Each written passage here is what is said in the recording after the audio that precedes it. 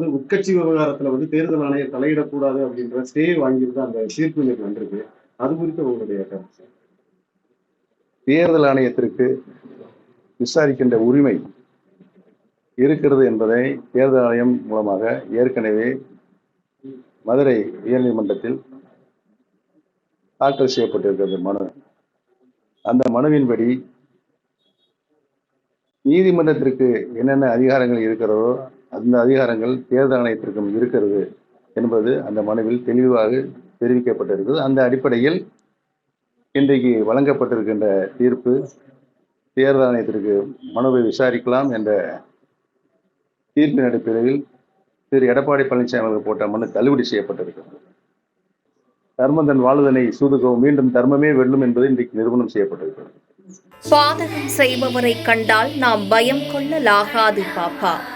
மோதி மிதித்து விடு பாப்பா, அவர் முகத்தில் உமிழ்ந்து விடு பாப்பா. அண்மை செய்திகளை உடனுக்குடன் தெரிந்து கொள்ள இணைந்திருங்கள் எம் நாடு தொலைக்காட்சியுடன்.